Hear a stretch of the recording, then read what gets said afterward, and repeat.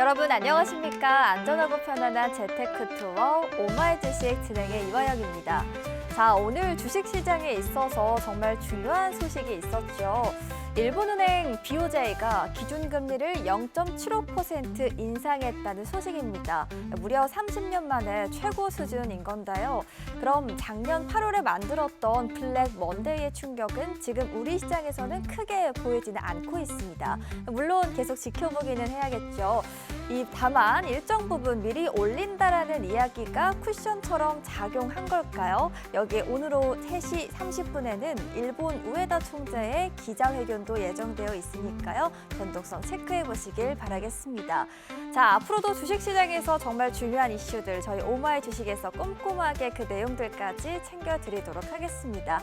생방송 오마이 주식 재테크에 대한 궁금증 있으시면 편하게 물어봐 주시면 되는데요. 저희와 함께 하실 수 있는 창구 알려드리겠습니다. 시청자님 모두 스마트폰 갖고 계시죠? 휴대전화 카메라를 켜시고 하단 자막에 보이는 QR코드 스캔만 하시면 함께 동행할 수 있는 기업과 주식과 관련한 각종 특급 자료 바로 확인하실 수 있습니다.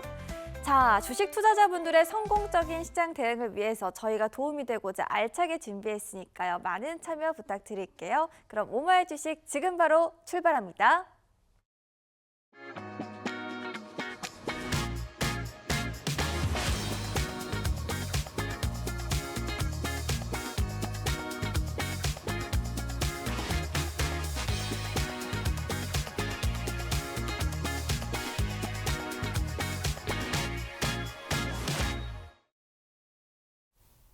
여러분 안녕하십니까? 증시 기상도에서 국내 증시 날씨 친절하게 짚어드릴 최인정입니다. 금요일 국내 증시 분위기부터 체크해 보시죠. 양시장 오늘 모두 빨간불이 켜졌습니다. 다만 코스피보다 코스닥의 상승세가 더 강한 모습인데요. 코스피 시장에서 외국인이 매도 우위를 보이고 있기 때문입니다. 전체적으로는 빨간불이 켜졌지만 상승폭은 제한적인 상황. 오늘 증시 키워드로 그 이유 짚어보시죠. 간밤에 미국의 소비자 물가지수가 발표됐습니다. 결과는 물가가 생각보다 덜 올랐는데요.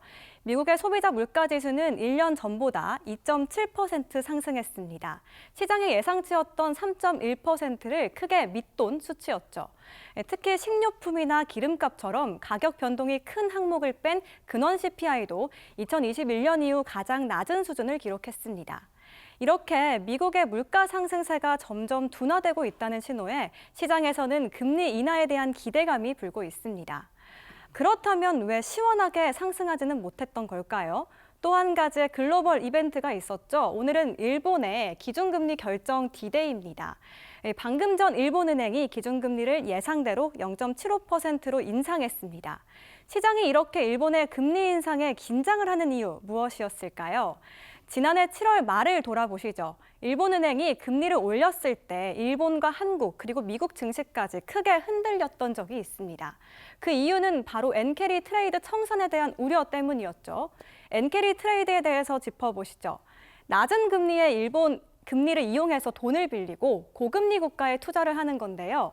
일본 금리가 오르면 이 자금이 다시 일본으로 돌아가서 주식시장과 환율이 흔들릴 상황이 우려되는 겁니다. 다만 이번엔 사전 예고된 인상이었던 것만큼 작년 같은 급격한 충격은 제한적일 것이라는 전망도 나오고 있습니다. 관건은 이번 금리 결정이 아니라 앞으로의 방향성일 텐데요. 우에다 일본은행 총재 발언에 주목을 하면서 시장 대응해 보셔야겠습니다. 오늘 이상원 가이드와 함께 오늘장 그리고 다음 주장까지 대비해 보시죠. 이어서 오늘장에서 눈여겨볼 섹터 꼽아서 이슈도 체크해 보겠습니다. 오늘은 성장이 기대되는 섹터로 꼽아봤습니다. 올해 고성장 섹터를 꼽아서 상을 준다면 로봇 아닐까 싶은데요. 시장은 내년엔 그 후보로 우주항공을 꼽고 있습니다. 내년이 더욱 기대되는 우주항공 이슈 체크해 보겠습니다. 일단 일론 머스크가 이끄는 스페이스X의 내년 상장 소식 전해드렸는데요. 그것도 아주 높은 가치로 평가를 받고 있죠. 이에 국내 우주항공 관련주에도 투심이 뜨겁습니다. 단 한 번만이라도 스페이스X와 협업이 있었던 기업들 반짝 상승하고 있고요. 이곳에 투자를 한 벤처사까지 투심이 살아나고 있습니다. 이제는 민간이 주도한다는 시장성까지 가지고 있는데요. 민간 우주 발사체 기업 이노스페이스가 첫 상업 발사 도전을 앞두고 있기도 하죠. 여기에 정부도 함께 밀어줍니다. 세계 우주항공 5대 강국으로 도약하기 위한 로드맵을 공개하기도 했습니다. 한국 항공우주 차트인데요. 올랐다 내렸다 등락을 거듭하면서 결론적으로는 우상향을 그리고 있는데 이상원 가이드와 함께 어떤 투자 전략이 또 유효할지 짚어보시죠. 이어서 반도체 이슈도 전해드립니다. 일단 어제 마이크론이 실적을 발표했죠. 이 마이크론은 메모리 반도체 기업들 중에서 가장 먼저 실적을 발표해서 풍향계다 이렇게 불리는데요. 그 바람 산뜻한 봄바람이었습니다. 실적, 매출, 마진, 시장의 기대치를 모두 윗도는 성적을 내놨고요. 게다가 마이크론 CEO는 반도체 공급 문제가 2026년 이후까지도 계속된다는 긍정적인 이야기를 전하기도 했습니다. 이에 삼성전자와 SK하이닉스에 대해서도 기대감이 불고 있습니다. 쉽게 말해서 메모리를 만들어 파는 쪽이 갑이 된 상황인 건데요. SK하이닉스 차트 함께 보시죠. 올해 고점이 64만 원이고요. 올해 200% 넘게 오르면서 투자 경고 종목으로 지정되기도 했습니다. 60만 닉스 다시 갈 수 있을까요? 이어서 이상원 가이드와 함께 우주항공 그리고 반도체에 대한 꼼꼼한 투자 포인트 챙겨보시죠. 지금까지 증시기상도였습니다.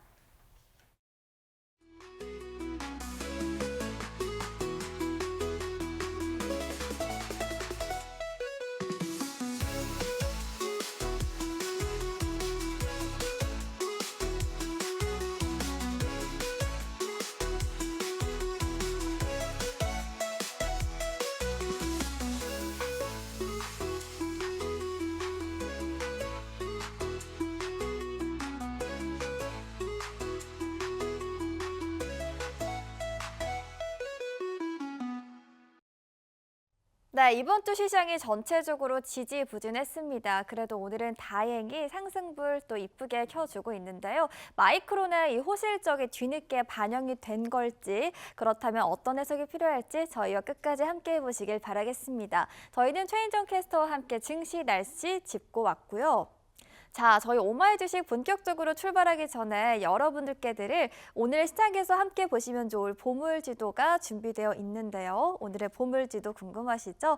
자, 바로 방송 중에서만 만날 수 있는 주목해야 할 기업입니다. 여기에 꼭 챙겨가셔야 할 알짜 꿀팁까지 기다리고 있습니다. 어떻게 받을 수 있는지 알려드릴게요. 지금 화면 아래쪽 보시면 QR코드 나가고 있습니다. 시청자님 모두 스마트폰 갖고 계시죠? 휴대전화 카메라를 켜시고 아래쪽에 보이는 QR코드 스캔만 해주시면 모든 정보가 바로 제공됩니다. 누구보다 빠르게 그리고 아낌없이 받아가실 수 있도록 준비했으니까요. 여행 시작 전에 든든하게 챙겨보시고 오늘의 수익 여행은 더 즐겁게 즐겨보시길 바랄게요. 자, 이어서 여러분의 즐거운 여행을 책임져줄 가이드 소개해드리도록 하겠습니다. 저희는 오늘 이분과 함께 다음 주 성공적인 투자 전략 세워보도록 하죠. 오마이 주식의 이상원 가이드 함께합니다. 안녕하세요. 안녕하세요. 주식여행 가이드 이상원입니다. 우리가 여행을 하기 전에 항상 체크해야 되는 것이 있죠.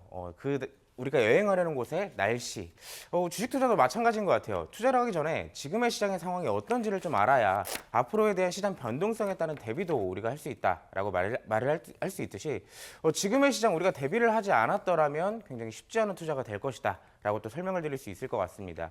자, 그럼 대체 앞으로는 또 어떠한 변동성과 우리가 대비를 어떤 것에 대해서 해야 되는지 그런 부분들이 많이들 궁금해 하실 것 같은데 그 부분을 제가 오늘 방송을 통해서 쉽고 명확하게 풀어드리도록 할 테니까요. 방송 끝까지 시청해 주시기 바랍니다. 네, 주식시장 이야기 좀 풀어보도록 할게요. 지수가 잘 버텨주면서 종목과 테마가 돌아가는 시장이 우리가 당연하게 생각하는 또 인상적인 시장처럼 보여지는데요. 오늘은 뭐 상승분 켠다라고 하지만 요즘 시장 분위기 가늠하기가 정말 어렵습니다. 외국인들이 12월 들어서 매수를 하다가 요즘은 다시 주춤주춤하고 있거든요. 이번 주 내내 지루했습니다. 자, 가이드 다음 주 시장 어떻게 보고 계실까요?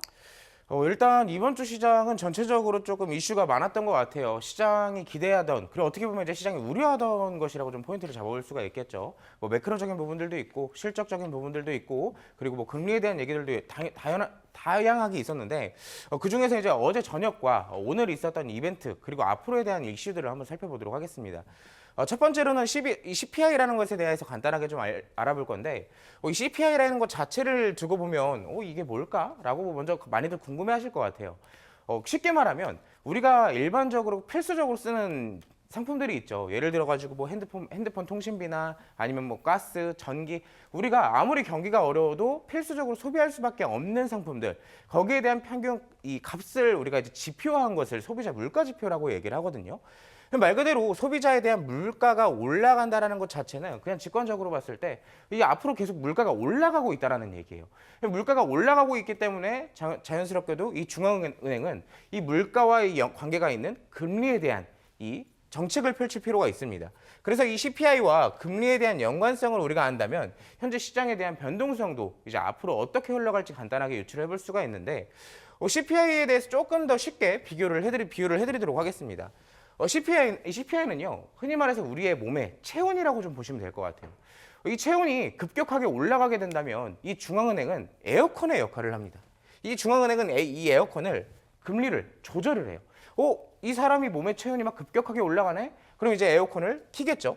이 에어컨을 킴으로써 이 금리를, 이 내 체온을 낮추려고 할 겁니다.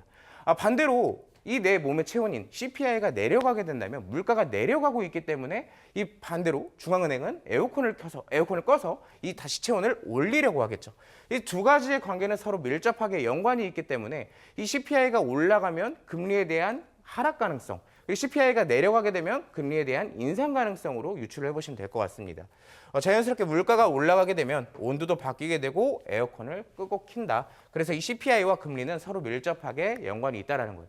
아까 최은정 캐스터가 간단하게 설명을 좀 해줬는데 이번 CPI는 전년치 대비했을 때보다 오히려 올라가긴 했지만 시장의 예상치보다는 다운됐다는 것 자체가 이 물가의 상승폭이 둔화되고 있다는 것에 대한 핵심이거든요. 자, 그러다 보니까 앞으로에 대해서도 뭐 추가적인 CPI는 계속 발표가 되겠지만 아직까지는 금리에 대한 인하, 내년까지도 이어질 수 있다는 것이 포인트가 될 것 같습니다. 자, 두 번째로는 오늘 이제 장중에 발표가 됐던 건데 일본의 금리 얘기죠. 사실 일본의 금리가 왜 이렇게 전 세계적 증시까지 파급력이 미칠까라고 많이들 궁금해하실 것 같은데 이 용어 자체를 우리가 엔캐리 트레이드라고 얘기를 하거든요.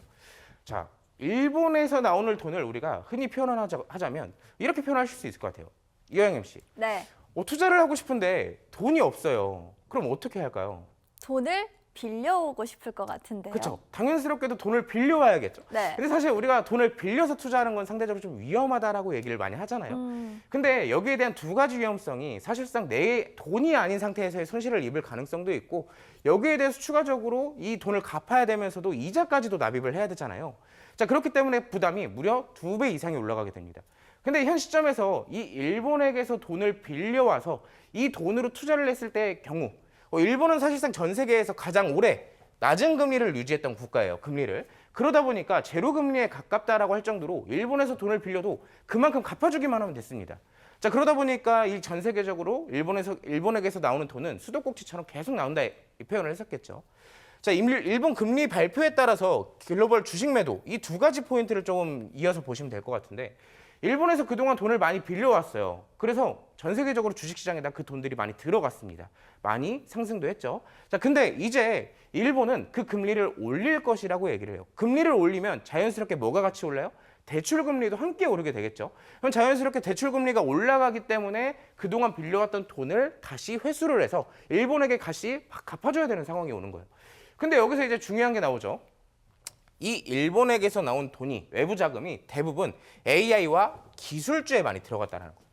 이 외부 자금의 의존도가 굉장히 높은 산업이 바로 AI와 기술주죠. 최근 들어서 증시를 상승으로 끌어왔던 것은 결국 어떤 업종이었어요? AI와 기술주였죠. 그렇기 때문에 이 두 가지의 포인트를 봤을 때는 전체적으로 봤을 때 일단은 오늘 시점에서의 금리는 결정이 됐습니다. 그렇기 때문에 앞으로에 대한 시장 방향성을 보자면 사실상 금리가 발표되기 직전까지는 시장을 여기에 대한 대응책으로 선반영을 지금까지 해왔다라고 볼 수 있어요. 그렇기 때문에 지금까지 국내 증시도 많이 하락이 나왔었겠죠. 자, 근데 여기서 이제 그 재료들이 소멸이 됐지만 더 중요한 포인트가 뭐가 있을까요? 자, 우리가 미국에서도 금리가 발표가 되잖아요. 근데 금리가 발표된 시점 이후로부터 뭘 중요하게 봐요? 그 금리를 결정짓게 하는 파월 연준 의장의 말을 듣는 것처럼 이 일본에서도 이 금리를 결정짓는 자의 말을 주목할 필요가 있다는 거예요. 그래서 앞으로 내년까지 금리가 어떤 방향성으로 이어질까 그 부분에 대한 포인트를 갖고 우리가 또 앞으로의 증시를 살펴볼 필요가 있겠죠. 자, 이번 주는 이제 어느 정도 이 중요한 이벤트들이 많이 지나갔고 다음 주부터는 이제 다음 주에 새로운 시장 방향성으로 또 이어갈 건데 자, 이제 얼마 남지 않은 2025년도에 산타랠리가 정말로 올 수 있을지 이 오늘의 키워드를 통해서 함께 살펴보도록 하겠습니다.